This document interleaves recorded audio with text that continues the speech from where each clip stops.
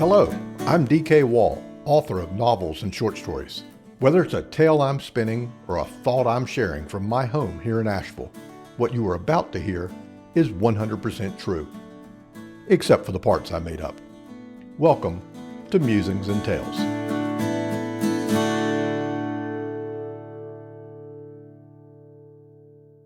Walking the dogs on our neighborhood greenway last week, I made the rookie mistake of opening my mouth. "You know," I said, with the casual confidence of someone who has learned nothing, "we haven't seen a single bear on the trail yet this year." The next morning, fate collected. We hit the trail at sunrise, human feet and dog paws finding our rhythm on the winding path that threads through the wooded natural areas behind houses. This is not exactly wilderness. We are still firmly within the Asheville city limits. Traffic was already building on the roads nearby, and once a fire truck announced itself in the distance with a blast of a siren. But mostly, we listened to the birds tuning up for their morning concert and the creek gurgling along beneath them, utterly unbothered by schedules or obligations. And then, something else.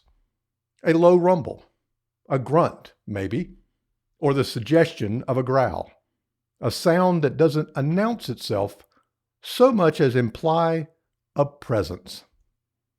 3 sets of husky ears swiveled like satellite dishes, 3 noses lifted, testing the air with the focused intensity of professionals. The rhythm of 12 paws slowed to a hush. Just off the side of the trail, in a thicket of brush, a shadow shifted within the shadows. Landon reacted first. Regular readers will recall last week's tale. Landon, the eldest of our 3 Siberian Huskies, snagging a rabbit and performing what can only be described as a victory lap through the backyard with the energy of an athlete who has been waiting his entire life for this moment. He is not a dog who underreacts. He did not underreact now. You might picture a bear alert from a Siberian Husky as something appropriately dramatic. A deep, resonant bark, perhaps, rolling across the forest floor and causing large animals to reconsider their life choices.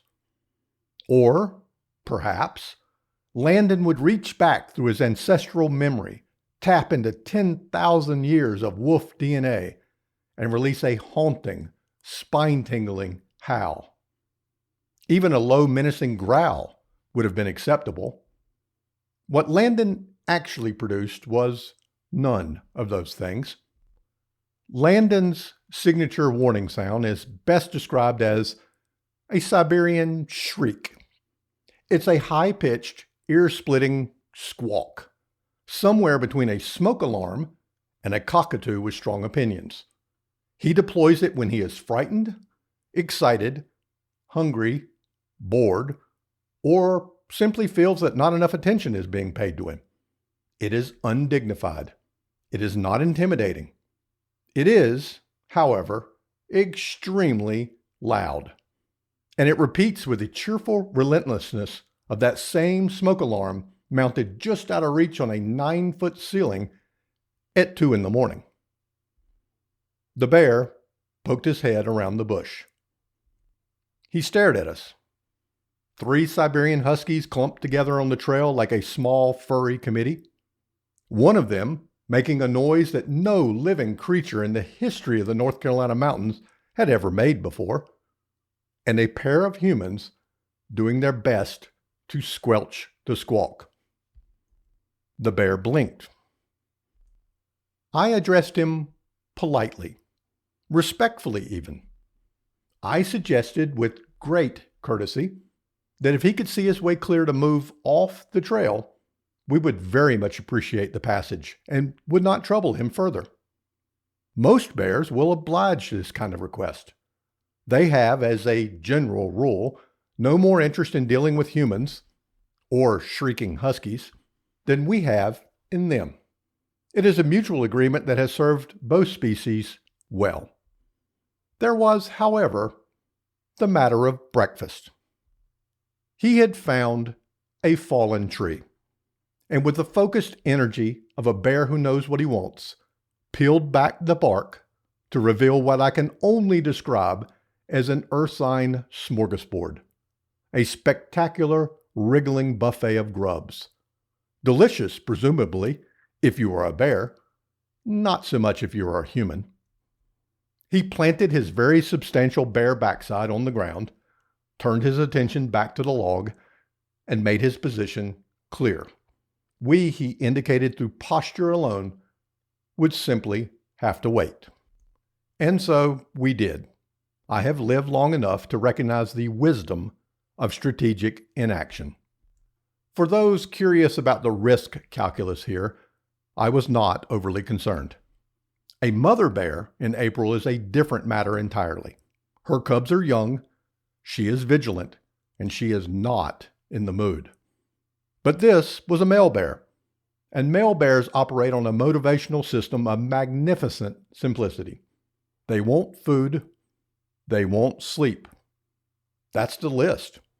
A lone male bear is far more interested in his grub buffet than in us, and as long as we weren't threatening him or his diet, we were simply furniture.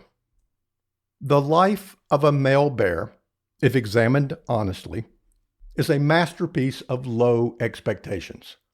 For most of the year, they pursue only that pair of passions, food and naps. Occasionally, one might challenge another male bear over something important, but since other male bears are also interested only in sleeping and eating, these disputes resolve themselves in favor of whoever has the most convenient napping spot. Come a month or two in late spring, male bears briefly add a third priority to their agenda: finding female bears and making baby bears. Since male bears are not, to put it gently, the settling down type, they pursue this goal with the subtlety of a singles bar at closing time. This is also the season when male bears are most likely to fight each other, because female bears turn out to be somewhat less abundant than food and comfortable sleeping locations, at least for this brief period of time. By late summer, it's back to the bachelor lifestyle: eating, sleeping, repeat. The female bear, meanwhile, gives birth in the winter months, mothers the cubs for the better part of a year and a half, and then boots them out of the house. Just as she has eased them from the nest, another wandering male bear ambles through, fresh off his grueling schedule of napping and snacking, and insists she restart the biannual process. I will let you draw your own parallels between the gender imbalance of bears and other creatures of this earth. Let's return to our situation. There we stood, our little cluster, politely watching the frat boy of the animal kingdom work his way through a log full of grubs with the single-minded contentment of someone who has truly figured out his priorities. When he finished, he paused. He may have belched. I can't prove this, but I can't rule it out either. It certainly would fit the lifestyle. Manners are not a bear's strong suit. Then he rose, cast us one final, entirely unbothered glance, and sauntered off into the woods with the unhurried confidence of someone who has never once been late for anything that mattered. Landon's shrieking wound down to an occasional muttered commentary. Silence descended on the forest. The birds resumed their concert. The creek kept gurgling. We recommenced our walk. We didn't make it far. Landon pulled up in another stop, not with the taut, electric alertness of a dog detecting a predator, but with the sheepish, slightly urgent posture of a dog confronting a different emergency entirely. It turns out that fear is, in physiological respects, a very efficient motivator for certain bodily functions. Yes, I know, there is a long-standing joke about what a bear might do in the woods. I cannot comment on that any more than I can confirm a bear belch or not. But I can say, with complete authority, that Landon embraced the habits of his earth sign cousins on that forest floor.